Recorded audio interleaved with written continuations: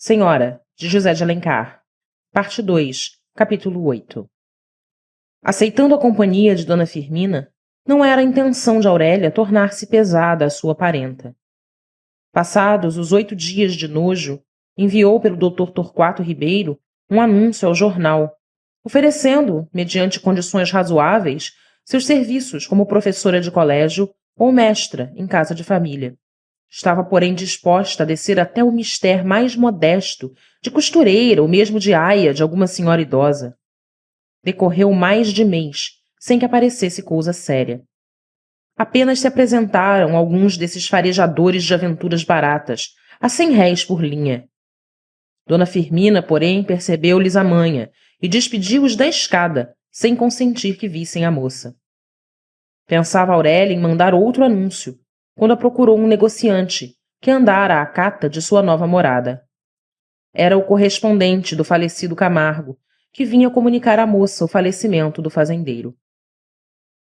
A senhora tem em seu poder um papel, que o meu amigo lhe deu a guardar, recomendando-me que, no caso de acontecer-lhe alguma cousa, lhe avisasse para abri-lo.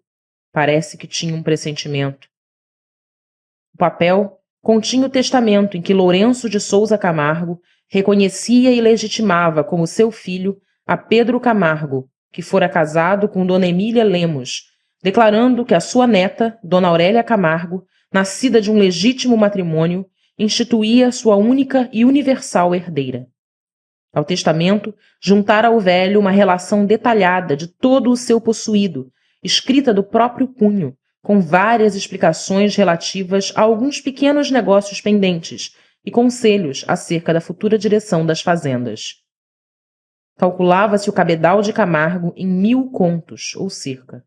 Apenas divulgou-se a notícia de ter Aurélia herdado tamanha riqueza, acudiram-lhe à casa todos os parentes, e à frente deles o Lemos com seu rancho.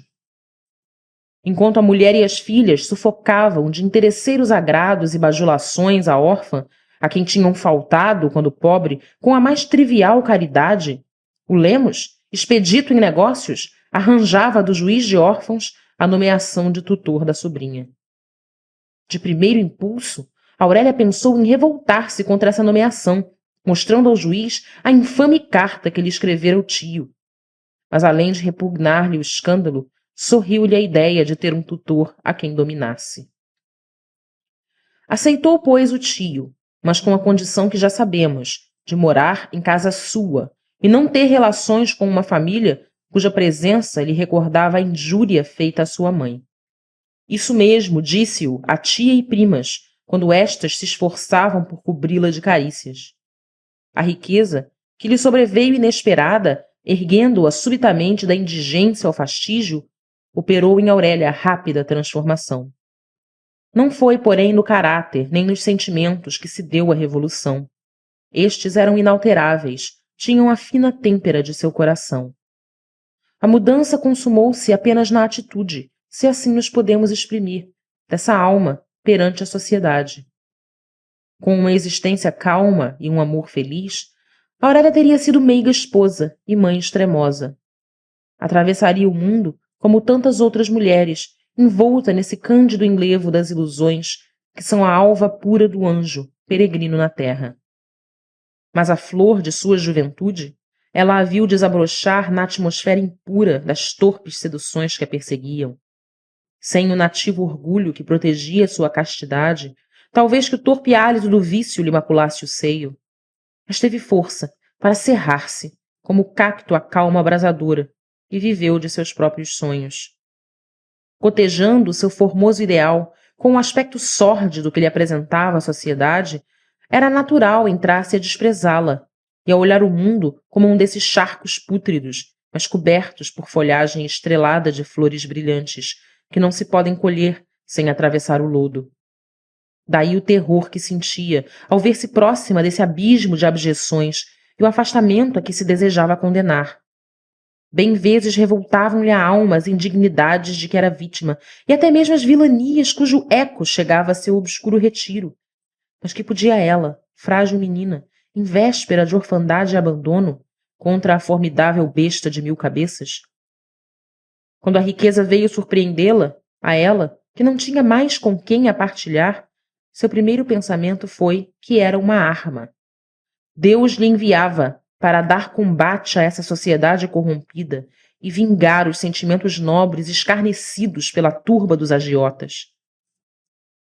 Preparou-se, pois, para a luta, a qual talvez a impelisse principalmente a ideia do casamento que veio a realizar mais tarde. Quem sabe se não era o aviltamento de Fernando Seixas que ela punia com o escárnio e a humilhação de todos os seus adoradores? Logo nos primeiros dias que seguiram-se à abertura do testamento, Aurélia tratou de pagar as dívidas de sua mãe e recompensar os serviços que lhe haviam prestado durante a enfermidade de Dona Emília várias pessoas pobres da vizinhança.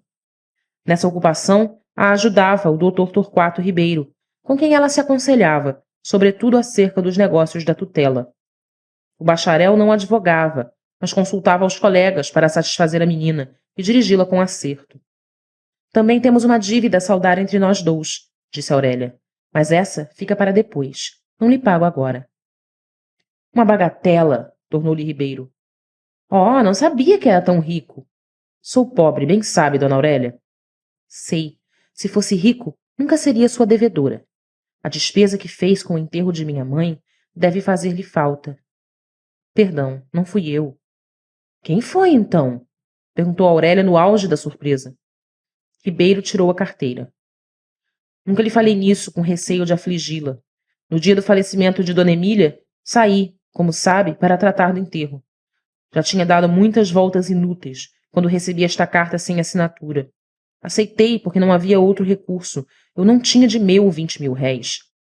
A carta continha estas palavras apenas. Previne-se ao senhor doutor Torquato da Costa Ribeiro que o enterro da senhora Dona Emília Camargo já foi encomendado e pago por uma parenta da mesma senhora. Aurélia leu a carta, cuja letra lhe era desconhecida, e guardou-a. Então, devo-lhe somente 50.000 réis, que pagarei quando for maior. Agora, peço-lhe que receba esta lembrança. A lembrança era o retrato da moça, em um quadro de ouro maciço, cravejado de brilhantes, cujo valor bruto, desprezado o feitio, valia 1 conto de réis. O bacharel compreendeu a intenção da moça, que era dar-lhe, por aquela forma delicadíssima, um auxílio pecuniário de que ele bem carecia. Refletiu um instante e resolveu aceitar com franqueza e sem falsa modéstia. Agradeço-lhe seu mimo, dona Aurélia.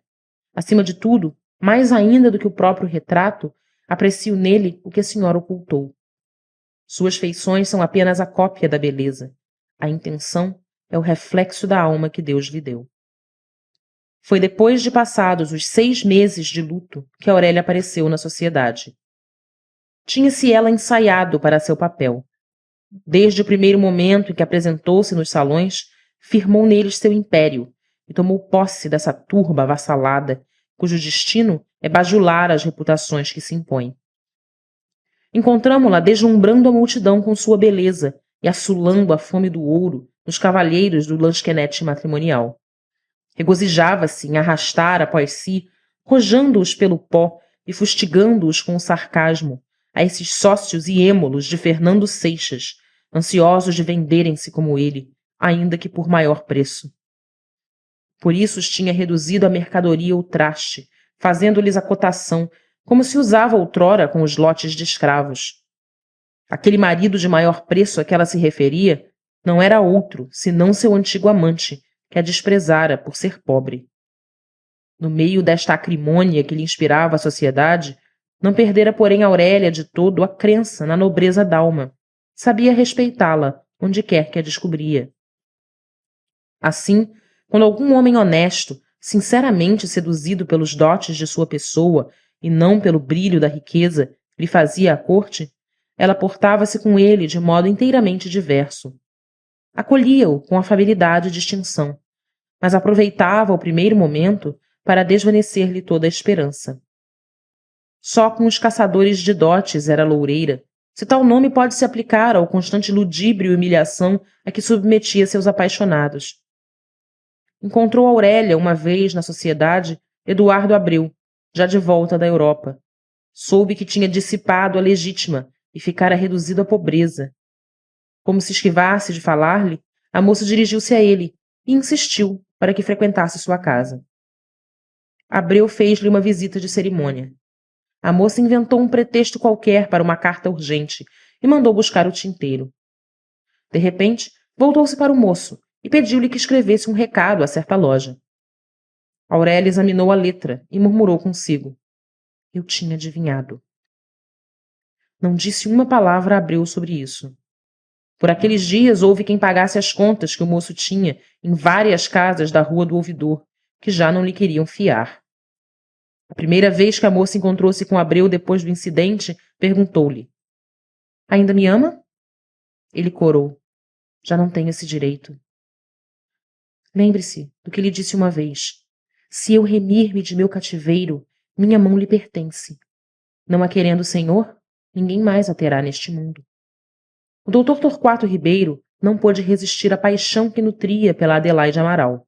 Com o tempo e a ausência do rival, foi-se desvanecendo o primeiro ressentimento, e como o procedimento de Seixas já causava estranheza, não se demorou a reconciliação. Aurélia percebeu que o bacharel estava cada vez mais apaixonado. Era uma verdadeira recaída. A princípio, admirou-se dessa indulgência. E eu, não amo um homem que não somente me esqueceu por outra, mas que se rebaixou? Pensou então em favorecer esse amor do Ribeiro, o que obteve, concorrendo para a realização do projeto que afagava e a cuja realização assistimos. Estes foram os acontecimentos que ocorreram antes de encontrarmos pela primeira vez nos salões Aurélia Camargo. Fim do capítulo 8.